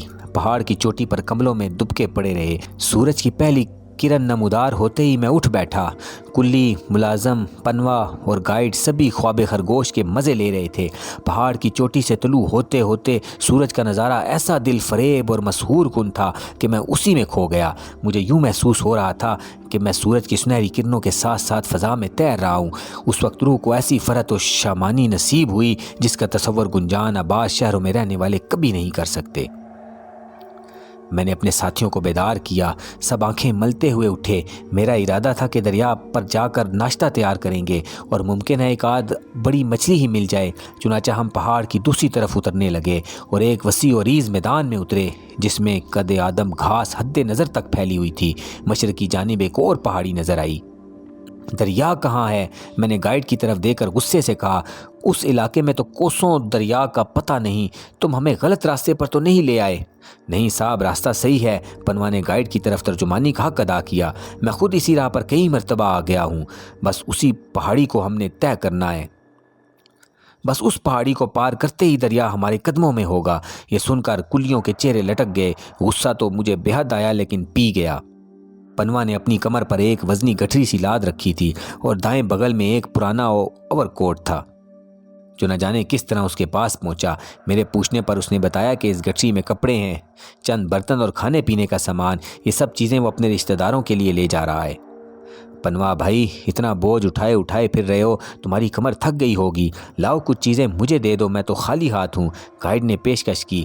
پنوا نے اپنے وزنی اوور کوٹ اسے دے دیا جسے گائیڈ نے لپیٹ کر اپنی کمر سے باندھ لیا۔ اس نے رستے میں ہنس کر پنوا سے کہا، یہ کوٹ تو بہت ہی ہلکا ہے، میں تو 1 من وزنی اٹھا کر کماؤ کی ساری پہاڑیاں پار کر چکا ہوں۔ اگر یہ شخص یہی بات کسی اور موقع پر کہتا تو میں کبھی یقین نہ کرتا، لیکن اس کی طاقت اور ہمت کا اپنی آنکھوں سے مشاہدہ کرنے کے بعد جھٹلانا ممکن نہ تھا۔ بلا شبہ وہ صحیح کہہ رہا تھا۔ دراصل وہ تھا ہی پہاڑی علاقے کا باشندہ، اور ان لوگوں کی عمریں پہاڑیوں پر چڑھتے اترتے کٹ جاتی ہیں۔ خدا خدا کر کے ہم نے تیسری پہاڑی بھی عبور کی اور اب ہم دریا کے کنارے کھڑے تھے۔ دریا کیا تھا، ایک چھوٹی سی ندی تھی، لیکن برسات کے اس موسم میں یہ چھوٹی سی ندی سمندر بن گئی تھی۔ پانی خوب چڑھا ہوا تھا اور کناروں سے نکل کر دور دور تک پھیل رہا تھا۔ اسے پار کرنا خاصا مشکل نظر آتا تھا۔ گائیڈ ایک طویل چکر کاٹ کر ہمیں ایک ایسے مقام پر لے گیا جہاں سے دریا کا دوسرا کنارہ تقریباً 15 فٹ دور تھا اور اس مقام پر پانی کی گہرائی بھی کچھ زیادہ نہ تھی۔ سب سے پہلے میں دریا میں اترا۔ پانی میری رانوں تک اونچا تھا، پیچھے چاروں کلی، پھر میرا ملازم، آخر میں پنوا اور گائیڈ دریا میں اترے۔ چند لمحے بعد میں نے عقب میں کسی کی چیخ سنی، مڑ کر دیکھا تو بیچارہ گائیڈ اپنے چھوٹے قد کی وجہ سے گردن تک پانی میں ڈوبا ہوا تھا۔ یکایک پانی کا ایک زبردست ریلا آیا اور اسے بھا کر اپنے ساتھ لے چلا۔ وہ مدد کے لیے چلایا۔ میرا خیال تھا کہ اسے غرق ہونے سے اب کوئی نہیں بچا سکتا، لیکن فوراً ہی پنوا کے دوستی ادا کرتے ہوئے اس کی طرف لپکا اور گردن پکڑ لی۔ اس دوران میں وہ پانی سے لڑنے کی شدید کوشش کرتا رہا۔ آخر اس نے گائیڈ کو دوسرے کنارے پر پہنچا ہی دیا، لیکن اس حالت میں کہ پانی کی خاصی مقدار اس کے پیٹ میں جا چکی تھی۔ تاہم جان بچی سو لاکھ ہو پائے۔ میں پنوا کی اس بہادری اور جانثاری سے بے حد متاثر تھا اور اس شخص کے بارے میں مجھے اپنی رائے بدلنی پڑ رہی تھی۔ میں نے اسے شاباش دیتے ہوئے کہا، بھائی تم تو بڑے جیدار نکلے، میں تو سوچ رہا تھا کہ اس کے ساتھ تم بھی ڈوبے۔ اجی صاحب، اس بدماش سے مجھے کیا دلچسپی، یہ کمبخت اپنے ساتھ میرا اوور کوٹ بھی لے مرتا، پنوا نے جواب دیا۔ میرے منہ سے بے اختیار کہکا نکل گیا۔ وہ رات ہم نے دریا کے کنارے ہی کاٹی۔ پنوا نے بتایا کہ اس کا گاؤں یہاں سے 5 میل دور ہے، وہ علی صبح چلا جائے گا۔ صبح جب ہماری آنکھ کھلی تو پنوا نظر نہ آیا، کمبخت سورج نکلنے سے پہلے ہی کھسک گیا تھا۔ میں حیران تھا کہ اب اسے چیتے کا ڈر نہ لگا، حالانکہ وہ موذی اس علاقے میں گھوم رہا تھا۔ بہرحال دوپہر تک ہم سیملی گاؤں کے قریب پہنچ گئے۔ یہ 3 پہاڑیوں کے درمیان گھرا ہوا ایک حسین گاؤں تھا۔ مکان کچے لیکن صاف ستھرے، گلیاں کوڑے کرکٹ کے ڈھیر سے پاک، آدمی ملنسار، مہمان نواز اور سیدھے سادے۔ بستی کے ارد گرد انہوں نے جا بجا قدے آدم خار دار جھاڑیاں کثرت سے پھیلا رکھی تھیں تاکہ چیتا اندر نہ گھس آئے۔ ہمیں دیکھ کر ان لوگوں کے چہروں پر حیرت کے آثار تھے۔ تھوڑی دیر میں سبھی اپنے اپنے گھروں سے نکل آئے اور ہمارے گرد گھیرا ڈال کر کھڑے ہو گئے۔ ان میں اکثر ایسے تھے جنہوں نے زندگی میں پہلی بار کسی افسر یا اس کی بندوق کو دیکھا تھا۔ میں نے انہیں اپنے ملازم اور کلیوں کی مدد سے سمجھایا کہ چیتے کا کلا کما کرنے آیا ہوں، اور کیا کوئی ایسا شخص ہے جو چیتے کے بارے میں بتا سکے۔ اتنا سننا تھا کہ لوگ اپنی اپنی کہنے لگے۔ ان میں ہر شخص نے کسی نہ کسی موقع پر چیتے کو دیکھا تھا اور اپنی الگ داستان سنانے کو تیار تھا۔ معلوم ہوا کہ 6 روز قبل پہلے چیتے نے چاول کے کھیتوں میں کام کرتے ہوئے ایک آدمی کو مار ڈالا اور ہڑپ کر گیا۔ اس سے پہلے وہ اس گاؤں کے 3 افراد کو کھا چکا تھا۔ یہ بھی پتہ چلا کہ چیتے نے اپنا ٹھکانہ مشرقی پہاڑوں کے اندر کہیں بنا رکھا ہے۔ جیسا کہ میں نے بتایا، اس بستی کو 3 طرف سے پہاڑوں نے گھیر رکھا تھا اور ایک طرف قد آدم گھاس کا وسیع و عریض قطع تھا۔ چند منٹ کے سرسری جائزے سے ہی اندازہ ہو گیا کہ چیتے کو سیملی کے گرد و نواح سے بہتر کوئی اور ٹھکانہ پورے کماؤ میں نہیں مل سکتا تھا۔ یہ علاقہ اس کے لیے نہ صرف بالکل محفوظ تھا بلکہ اس کا کھانا بھی یہاں وافر مقدار میں موجود تھا۔ ایک ہوشیار اور تنو مند چیتے کے لیے رات بھر میں 50-60 میل کا فاصلہ طے کر لینا کچھ مشکل نہیں ہوتا، اور یہی وجہ تھی کہ وہ چاروں طرف 50-50 میل کے علاقے میں پھیلی ہوئی بے شمار بستیوں اور گاؤں کے لوگوں پر نہایت آسانی سے حملہ آور ہوتا اور کہیں نہ کہیں سے اپنا شکار حاصل کر کے سیملی لوٹ جاتا۔ ایسا بھی ہوتا کہ وہ دن دہاڑے بستی میں آ جاتا اور اگرچہ اس کا پیٹ بڑا ہوتا تاہم کسی نہ کسی کو اپنی عادت کے مطابق ہلاک کر کے رفو چکر ہو جاتا۔ بہرحال میں نے تمام حالات کا بنظر غائر اندازہ کر کے اپنا پروگرام مرتب کر لیا۔ 2 صحت مند بکریاں گاؤں والوں سے خریدیں، اور چونکہ معلوم ہو چکا تھا کہ چیتا کئی دن سے غیر حاضر ہے اور عنقریب نمودار ہوگا، ان میں سے ایک بکری کو گھاس کے قطعے کے کنارے پر درخت سے باندھ دیا اور دوسرے کو گاؤں کے اندر ایک بلند چبوترے کے ساتھ جکڑ دیا۔ میرا خیال تھا کہ چیتا اسی شب گاؤں میں ضرور آئے گا۔ یہ چبوترا ایک وسیع مکان کا تھا جو نمبردار کی ملکیت تھا اور گاؤں کے شمالی سرے کا آخری مکان ہونے کے باعث غیر محفوظ تھا، اس لیے عرصے سے خالی پڑا تھا۔ نمبردار نے میری خواہش پر اس میں اپنا کاٹ کباڑ اور بچا کچا سامان اٹھایا اور اسے میرے لیے خالی کر دیا۔ سورج غروب ہوتے ہی گاؤں پر ہیبت ناک سناٹا اور تاریکی مسلط ہو گئی۔ کبھی کبھی کتوں کے بھونکنے کی آواز سنائی دے جاتی اور پھر وہی اعصاب شکن خاموشی۔ بکریاں خلاف معمول خاموش تھیں اور میں ان کے چیخنے کا بے تابی سے منتظر تھا۔ میرا دھیان اس بکری پر لگا ہوا تھا جو گھاس کے میدان کے نزدیک بندھی تھی۔ میں اس مکان میں تنہا تھا، اپنے آدمیوں کو گاؤں کے اندر بھیج دیا تھا۔ رات کے ٹھیک 12 بجے جبکہ ستاروں کی روشنی میں دھندلا سا منظر آنکھوں کے سامنے تھا، میں نے مکان کے عقب میں ایسی آواز سنی جیسے کوئی جانور اپنے پنجوں سے دیوار کھرچ رہا ہے۔ جنگل میں پھیلے ہوئے وحشت انگیز سناٹے میں یہ آواز اتنی عجیب تھی کہ ایک لمحے کے لیے مجھ پر ہیبت طاری ہو گئی۔ اب میں نے اس عظیم خطرے کو پہلی بار محسوس کیا جو میرے سر پر منڈلا رہا تھا۔ نادان شکاریوں کی طرح میں نے اپنی حفاظت کا سامان کیے بغیر خود کو چیتے کے حوالے کر دیا تھا۔ پوزیشن ایسی تھی کہ وہ کسی بھی لمحے اچانک بجلی کی طرح مجھ پر آن پڑتا اور مجھے بلا شبہ مدافعت میں فائر کرنے کا بھی موقع نہ ملتا۔ چند ثانیوں کے لیے میں نے کان لگا کر یہ آوازیں سنتا رہا۔ کچھ یوں لگا جیسے چیتے کی بجائے کوئی اور جانور ہے۔ یکلخت چبوترے پر بندھی ہوئی بکری کی پتلی اور کانپتی ہوئی چیخ گونج اٹھی۔ میں لپک کر باہر نکلا۔ بکری کا اور میرا درمیانی فاصلہ بمشکل 25 فٹ ہوگا۔ میں نے فوراً ٹارچ روشن کی۔ کیا دیکھتا ہوں کہ کوئی ہیکل چیتا بکری کو منہ میں دبائے لیے جا رہا ہے۔ ٹارچ روشن ہوتے ہی وہ رکا اور مڑ کر میری طرف گھورنے لگا۔ ٹارچ کی روشنی میں اس کی آنکھیں ہیرو کی مانند چمک رہی تھیں اور یوں نظر آتا تھا جیسے آنکھوں میں بجلیاں سی گوند رہی ہیں۔ مجھ پر نظر پڑتے ہی چیتے نے بکری کو منہ سے نکال کر زمین پر ڈال دیا اور غرانے لگا۔ پھر اس نے اپنے اگلے 2 پنجے آگے بڑھائے۔ اس کا پیٹ زمین کو چھونے لگا۔ اب وہ مجھ پر جست لگانے کے لیے بالکل تیار تھا۔ اسی لمحے میں نے اس کی کھوپڑی کا نشانہ لے کر لبلبی دبا دی۔ چیتا آگے بڑھنے کی بجائے پیچھے گرا۔ گولی اسے یقیناً لگی تھی۔ 1 منٹ تک زمین پر بری طرح لوٹنے اور گرجنے غرانے کے بعد وہ اٹھا اور چشمے زدن میں نظروں سے اوجھل ہو گیا۔ میں نے اس دوران میں ایک اور فائر کیا مگر یہ فائر بیکار گیا کیونکہ چیتا غائب ہو چکا تھا۔ تھوڑی دیر بعد اپنے حواس درست کر کے میں اپنی جگہ گیا جہاں چیتے نے بکری کو منہ سے نکال کر ڈال دیا تھا۔ خون ہی خون بکھرا ہوا دکھائی دیا لیکن فوری طور پر اندازہ نہ ہو سکا کہ خون چیتے کا ہے یا بکری کا۔ تاہم چند قدم آگے بڑھ کر جب گھاس کا معائنہ کیا تو یہ دیکھ کر خوشی کی انتہا نہ رہی کہ جا بجا خون کے دھبے پھیلتے چلے گئے تھے۔ اس کا مطلب یہ تھا کہ میری پہلی گولی چیتے کو زخمی کر گئی ہے۔ آدھی رات کے وقت زخمی اور جلائے ہوئے آدم خور چیتے کا تعاقب کرنا محال تھا۔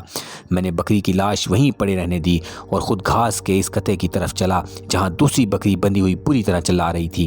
میں نے بکری کو وہاں سے کھولا اور اسے اپنے ساتھ گاؤں کے اندر لے گیا۔ فائروں کی آوازیں سن کر گاؤں والے بیدار ہو چکے تھے لیکن کسی کو اپنے گھر سے باہر نکلنے کی جرت نہ ہوئی۔ میں نے انہیں آوازیں دے دے کر بلایا۔ بڑی مشکل سے 10-12 نوجوان جمع ہوئے۔ میں نے بتایا کہ چیتا زخمی ہو کر فرار ہو گیا ہے اور سخت غضبناک ہے، آج کی رات وہ زخم چاٹنے میں لگا رہے گا، لیکن بہتر یہی ہے کہ اسے زیادہ مہلت نہ دی جائے اور سورج نکلنے سے کچھ دیر پہلے گاؤں کے سب لوگ اپنے گھروں سے نکلیں۔ مجھے یقین ہے کہ وہ زیادہ دور جانے کی بجائے گھاس کے اس لمبے چبوترے قطعے میں چھپا رہے گا۔ بولو کیا تم لوگ تیار ہو؟ میں دعوے سے کہتا ہوں کہ اگر سب لوگ ہمت کریں تو چیتے کو ایک دن کے اندر اندر تلاش کر کے موت کے گھاٹ اتارا جا سکتا ہے۔ رات کا بقیہ حصہ ہنکے کی تیاریوں میں کٹا اور سورج نکلنے سے 1 گھنٹہ پہلے 25 افراد پر مشتمل ایک گروہ ہاتھوں میں لاٹھیاں، برچھے، کلہاڑیاں اور ڈھول کنستر پیٹتا ہوا چیتے کی تلاش میں روانہ ہوا۔ آدم خور چیتے کی ہیبت کا کیا ٹھکانہ! میں نے محسوس کیا کہ ہنکا کرنے والے نوجوانوں کے چہرے پر خوف و ہراس طاری ہے، ایک دوسرے کے قدموں کی آہٹ اور لمبی لمبی گھاس کی سسراہٹ سن کر بار بار چونک پڑتے ہیں، اور ایک آدھ بار ایسا بھی ہوا کہ جھاڑیوں کے اندر چھپا ہوا جنگلی خرگوش نکل کر بھاگا تو پیچھے آنے والے 3 نوجوان چیخیں مارتے ہوئے درختوں کی طرف دوڑے۔ ان کا خیال تھا کہ چیتا برآمد ہوا ہے۔ اس صورتحال نے مجھے خاصا پریشان کر دیا اور اپنی اس حماقت پر افسوس ہونے لگا کہ میں ان بیچارے دیہاتیوں کو جو سب کے سب ہندو تھے ہانکنے پر لے آیا، لیکن بہرحال زخمی چیتے کو تلاش کر کے ہلاک کرنا ضروری تھا، کیونکہ ٹھیک ٹھاک ہونے کے بعد وہ ان باشندوں پر پہلے سے بھی زیادہ تباہی و بربادی لاتا۔ جن شکاریوں کو جنگل میں کبھی آدم خور چیتے یا شیر کے تعاقب میں نکلنے کا اتفاق ہوا ہے، وہ بخوبی جانتے ہوں گے کہ یہ مرحلہ جتنا دلچسپ اور امید و وہم کی کیفیت سے بھرپور ہوتا ہے، اس سے کہیں زیادہ خطرناک اور جان لیوا بھی ہے۔ زخمی ہونے کے بعد درندے کے غیظ و غضب اور عیاری کی انتہا نہیں رہتی، وہ اپنے بچاؤ کے لیے جان پر کھیل جاتا ہے، اور اکثر شکاری یا ہانکا کرنے والے ذرا بھی بزدلی دکھائیں تو درندہ ان پر بجلی کی طرح آن پڑتا ہے، اور پھر چشم زدن میں کسی کی تکہ بوٹی کر ڈالنا اس کے لیے کچھ مشکل نہیں ہوتا۔ میں اس زمانے میں اتنا جہاں ویدہ اور تجربہ کار شکاری نہ تھا۔ اس میدان میں داخل ہوئے ابھی دن ہی کتنے ہوئے تھے، اور 1-2 بار کے سوا کبھی زخمی درندے کے تعاقب میں علی صبح ہانکے پر جانے کا اتفاق نہ ہوا تھا، اور چونکہ ان گزشتہ مہموں میں مجھے کامیابی حاصل ہوئی تھی، اس بنا پر کچھ زیادہ ہی بے باک اور نڈر بن گیا تھا۔ بہرحال اتنا ضرور تھا کہ پنار کا آدم خور چیتا آسانی سے میرے ہتھے چڑھنے والا نہیں، اور نامعلوم ابھی کتنی جانیں اس کے خونی پنجوں اور ہلاکت خیز جبڑوں کا شکار ہونا باقی ہیں۔ ہم لوگ چوں آگے بڑھتے، جنگل اتنا ہی دشوار گزار اور گھنا ہوتا جاتا تھا، حتیٰ کہ ایسے مقام پر جا نکلے جہاں 7 فٹ اونچی جھاڑیاں راہ میں حائل ہو گئیں، اور جب ہم نے ان جھاڑیوں کے اندر گھسنے کی کوشش کی تو 1.5 انچ لمبے سوئی کی مانند باریک اور تیز کانٹوں نے کپڑے تار تار کر دیے، بلکہ کئی آدمی لہو لہان بھی ہو گئے۔ ان جھاڑیوں میں سے گزرنا انسانی طاقت سے باہر تھا، اس لیے ہم مایوس ہو کر واپس چلے۔ مجھے شبہ تھا کہ مغرور چیتا انہی جھاڑیوں میں دبکا ہوا ہے۔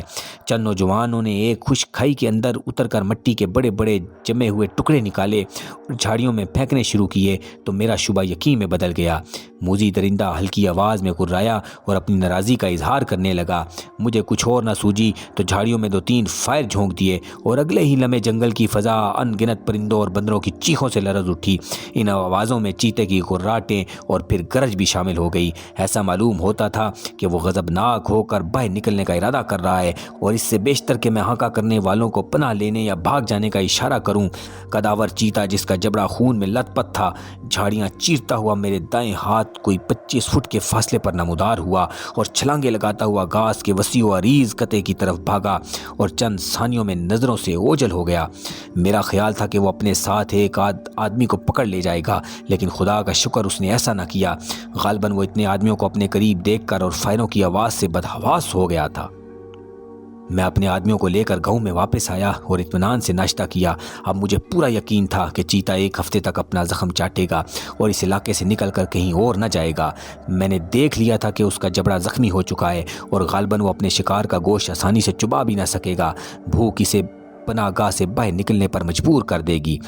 اپنا کھانا حاصل کرنے کے لیے لازماً گاؤں کا رخ کرے گا، اس لیے ابھی سے گاؤں کی اس انداز میں ناکہ بندی کی جائے کہ چیتے کے لیے صرف ایک راستہ گاؤں میں آنے کا کھلا رہے اور باقی سب راستے بند ہوں۔ گھاس کا وہ قطع جو میرے خیال کے مطابق آدم خور چیتے کی پناہ گاہ میں بن چکا تھا، وسیع و عریض تھا، اور گھاس کے لمبے لمبے ریشے گھنے اور ان کے کنارے اتنے تیز تھے کہ آدمی تو ایک طرف، چھوٹے موٹے جانور بھی اس میں جاتے ہوئے گھبراتے تھے۔ میں نے گاؤں والوں سے کہا کہ وہ کسی تدبیر سے چیتے کو نکالنے کی کوشش کریں، مگر سب نے کانوں پر ہاتھ دھرے اور کہنے لگے کہ ہم اس بلا کا مقابلہ نہیں کر سکتے۔ مجھے معلوم ہوا کہ انہوں نے آپس میں بات چیت کر کے طے کیا تھا کہ آئندہ کسی کام میں میری مدد نہ کی جائے۔ یہ صورتحال میرے لیے نہایت پریشان کن تھی۔ اتنے دن کی مشقت اور صعوبتیں اٹھانے کے بعد کامیابی نزدیک آ رہی تھی تو گاؤں والوں نے سب کی ایک کرائے پر پانی پھیرنے کا پروگرام بنا لیا۔ سچ پوچھئے تو مجھے ان کی جہالت اور بزدلی پر غصہ آنے کی بجائے ترس آتا تھا۔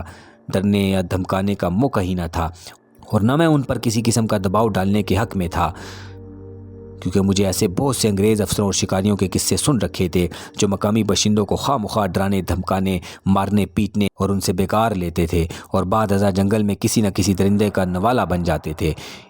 اس حادثے کی وجہ یہ ہوتی تھی کہ لوگ درندے کی خون آشام حرکتوں کے باعث پہلے ہی نالاں ہوتے، اوپر سے ان انگریز افسروں اور ان کے ویسے ماتحتوں کی ڈانٹ ٹپٹ اور مار پیٹ سے واسطہ پڑتا۔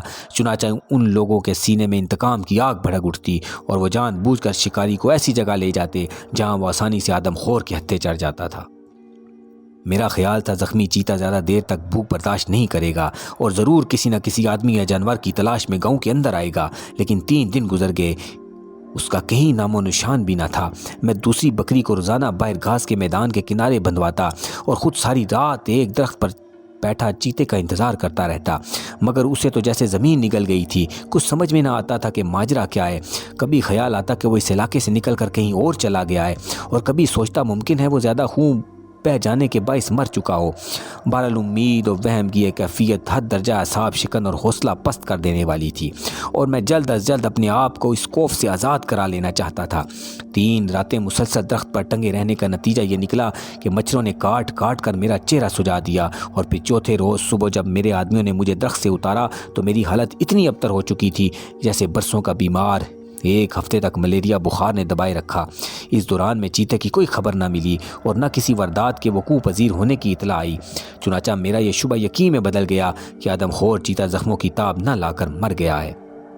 ایک روز میں نے گاؤں والوں کو بلایا اور ان سے کہا کہ چیتے کو تلاش کریں، ضرور کہیں نہ کہیں اس کی لاش مل جائے گی، لیکن چیتے کی ہیبت ان کے دلوں میں اس قدر بیٹھی ہوئی تھی کہ سب نے صاف انکار کر دیا۔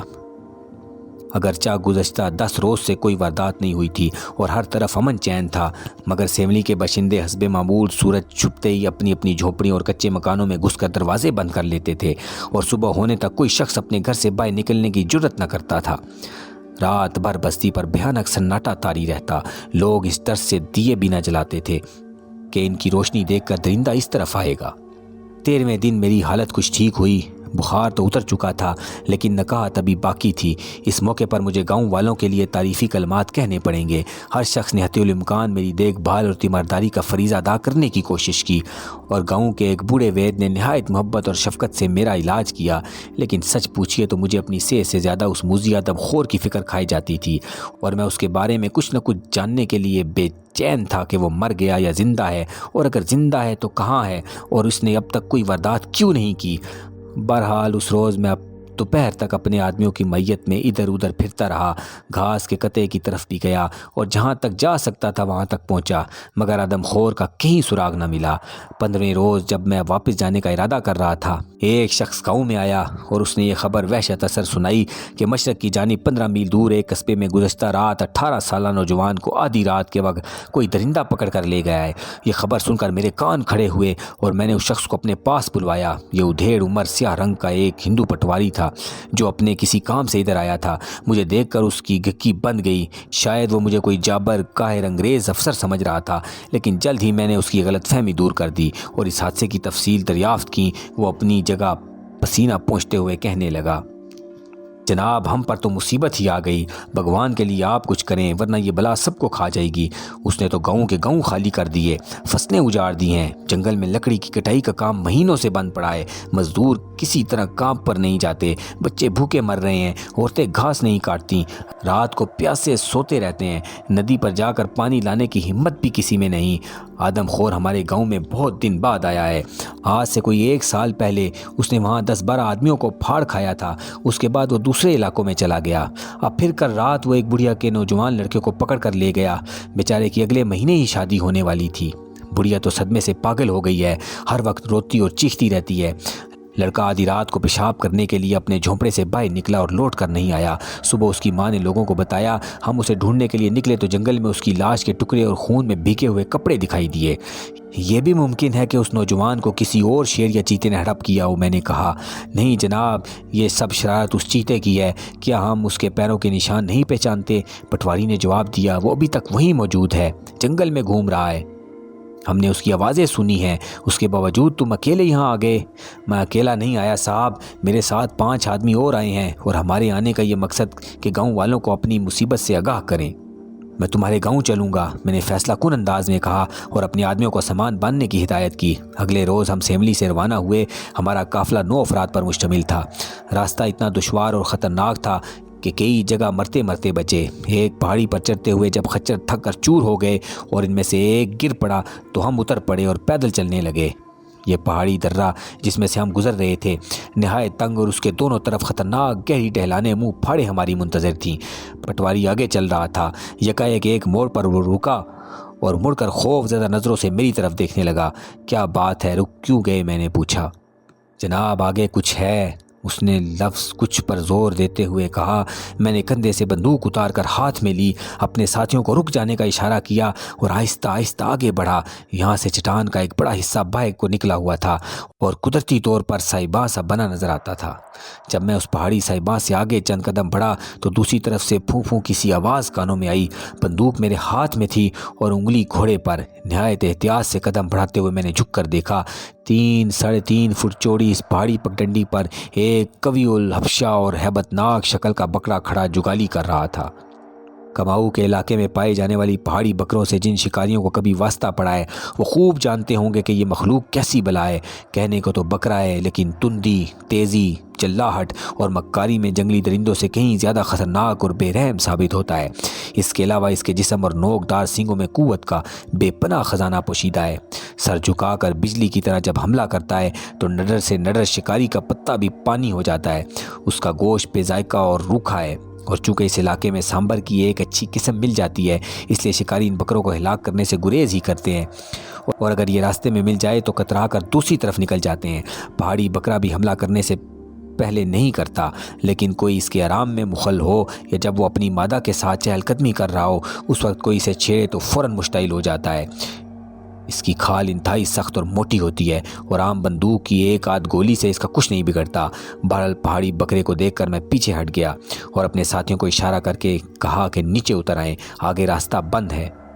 میرا ارادہ بکرے سے 2 ہاتھ کرنے کا نہیں تھا، لیکن وہ نہ جانے کس موڈ میں تھا کہ دفتن اچھلا اور پورے زور میں میری طرف آیا۔ میری پشت اس کی طرف تھی، اور اگر پٹواری چلا کر مجھے خبردار نہ کرتا تو میں آج یہ کہانی سنانے کے لیے زندہ نہ ہوتا، بلکہ سینکڑوں فٹ گہری کھائی میرا مدفن بن جاتی۔ پٹواری کی چیخ سنتے ہی میں مڑا اور عین اسی لمحے کبھی ہیکل بکرا میری بائیں پہلو کو مس کرتا ہوا آگے نکل گیا۔ میں اس وقت اتنا بدحواس اور خوفزدہ ہوا کہ فائر کرنے کی بھی جرت نہ ہوئی، اور فائر کرتا تو یقیناً میرے ہی ساتھیوں میں سے ایک آدھ گولی کا نشانہ بن جاتا۔ اپنا وار خالی جاتا دیکھ کر بکرا پھر پلٹا، اور اب وہ اپنے دونوں پچھلے پیروں پر کھڑا زور زور سے پتھروں پر کھر مار رہا تھا۔ پھر اس نے اپنے سینگ جھکائے اور میری طرف بڑھا۔ میں نے بندوق کی بجائے اپنا شکاری چاقو پیٹی سے نکال کر ہاتھ میں لیا، اور جو ہی بکرا میرے نزدیک آیا میں گھٹنوں کے بل جھکا اور پوری قوت سے چاقو اس کی گردن میں گھونپ دیا۔ گرم گرم سرخون کا ایک فوارہ میرے منہ پر ابل پڑا۔ ایک لرزہ خیز چیخ کے ساتھ کئی من وزنی بکرا لڑکھڑا کر اگلے ہی لمحے گہری کھائی میں گر کر نظروں سے غائب ہو چکا تھا۔ آدھ گھنٹے تک میرے ہوش و حواس غائب رہے۔ خدا نے اس موذی سے بال بال بچایا۔ جیسا کہ توقع تھی، کوئی آدھ فرلانگ نیچے اترے تو اس کی مادہ کھڑی دکھائی دی۔ غصے کے ماری میری حالت بری تھی۔ میں نے اوپر تلے 2 فائر کیے اور اسے وہیں ڈھیر کر دیا۔ اب ہم پہاڑی علاقے سے نکل کر جنگل کے ایسے حصے میں داخل ہوئے جہاں سیب سے ملتے جلتے پھلوں کے بے شمار درخت تھے۔ پٹواری نے بتایا کہ یہ پھل ریچھ کی مرغوب غذا ہے، اور کچھ عجب نہیں کہ یہاں ریچھ مل جائے۔ یہ سن کر میں نے بندوق سنبھال لی، اور میرے ہمراہیوں نے اپنی اپنی لاٹھیاں اور کلہاڑیاں اس انداز میں تان لیں جیسے ریچھ کی تکہ بوٹی کر ڈالیں گے، مگر میں خوب جانتا تھا کہ ان بیچاروں کی بساط کتنی ہے۔ ریچھ تو درکنار گیدڑ اور خرگوش کی آہٹ سن کر ہی ان کی گیگی بن جاتی ہے۔ ایک طویل چکر کاٹ کر ہمارا قافلہ جنگل کے شمالی مشرقی حصے میں پہنچا۔ ہر طرف ایک ہیبت ناک سناٹا طاری تھا، اور چونکہ سورج آہستہ آہستہ مغرب کی طرف جھکنے لگا تھا، اس لیے فضا میں نمی بڑھ رہی تھی اور درختوں کے سائے لمبے ہوتے جا رہے تھے۔ یکایک کچھ فاصلے پر ایسی آواز گونجی جیسے کوئی شخص سسیاں لے کر رو رہا ہو۔ آواز کبھی دائیں طرف سے آتی تھی اور کبھی بائیں طرف سے۔ سمجھ میں نہ آیا کیا معاملہ ہے۔ اندھیرا تیزی سے ہر شے کو اپنی لپیٹ میں لے رہا تھا، اور گاؤں نہ جانے ابھی کتنا دور تھا۔ آواز کبھی مدھم ہو جاتی، کبھی تیز، کبھی قریب سے سنائی دیتی، کبھی دور سے آتی ہوئی محسوس ہوتی۔ عجیب معاملہ تھا۔ میں نے دیکھا کہ پٹواری خوفزدہ ہے۔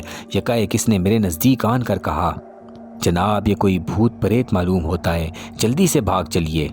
میں اس بھوت کو دیکھے بغیر نہ جاؤں گا، میں نے سختی سے کہا۔ تم لوگوں کو ڈر لگتا ہے تو درختوں پر چڑھ جاؤ۔ یہ جواب دیتے ہی میں آگے بڑھا اور اندازے سے آواز کا رخ معلوم کرنے کی کوشش کی۔ اس مرتبہ صاف پتہ چلا کہ آواز دائیں جانب سے آتی ہے، اور اب میں نے بلند آواز سے کہا، کون ہے یہاں؟ ڈرو نہیں، ہم تمہاری مدد کریں گے۔ چند لمحے بعد ایک درخت کی شاخیں اور پتے ہلے، اور 12-13 سال کے ایک گورے چٹے لڑکے کا چہرہ نمودار ہوا۔ رو رو کر اس کی آنکھیں سوجی ہوئی تھیں اور رنگ ہلدی کی طرح زرد۔ معلوم ہوا کہ وہ 12 گھنٹے سے اس درخت پر پناہ لیے ہوئے جنگل میں اپنے باپ کے ساتھ جا رہا تھا کہ ایک چیتے نے حملہ کر دیا، جو باپ کو پکڑ کر لے گیا، اور لڑکے نے درخت پر چڑھ کر جان بچائی۔ وہ اس کے سوا اور کچھ نہ بتا سکا کہ چیتے نے اس کے باپ کی گردن منہ میں دبا لی تھی اور ایک جانب بھاگ گیا تھا۔ چونکہ اندھیرا تیزی سے پھیل رہا تھا، اس لیے چیتے کی اس تازہ حرکت کا سراغ لگانے کا موقع نہ تھا۔ ہم نے لڑکے کو ساتھ لیا اور گاؤں میں داخل ہوتے جگہ جگہ آگ کے الاؤ روشن تھے، اور جھونپڑیوں کے اندر سے لوگوں کے باتیں کرنے کی آواز سنائی دے رہی تھی۔ یہ گاؤں، جس میں بمشکل 40-50 جھونپڑیاں تھیں، جنگل میں لکڑی کاٹنے والے مزدوروں کی ایک بستی تھی، اور چونکہ قریب ہی ایک برساتی نالہ بہتا تھا، اس لیے لوگوں نے اسے آباد کر لیا تھا۔ ہمارے آنے کی خبر پا کر عورتیں، مرد اور بچے باہر نکل آئے۔ لڑکے کو ہمارے ساتھ دے کر چند عورتیں روتی ہوئی آگے بڑھیں اور اسے اپنے ساتھ لے گئیں۔ میرے ہاتھ میں بندوق دے کر ہر شخص مطمئن اور خوش نظر آنے لگا، اور فوراً ہی انہوں نے میرے لیے ایک جھونپڑی خالی کر دی۔ میں نے انہیں سمجھایا کہ چیتا چند گھنٹے کے وقفے سے 2 انسانی جانوں کو ہلاک کر چکا ہے، اور ان کا گوشت اس کا پیٹ بھرنے کے لیے کافی ہے، اس لیے آپ اطمینان سے اپنے گھروں میں آرام کریں، اور آدم خور آج ادھر نہ آئے گا۔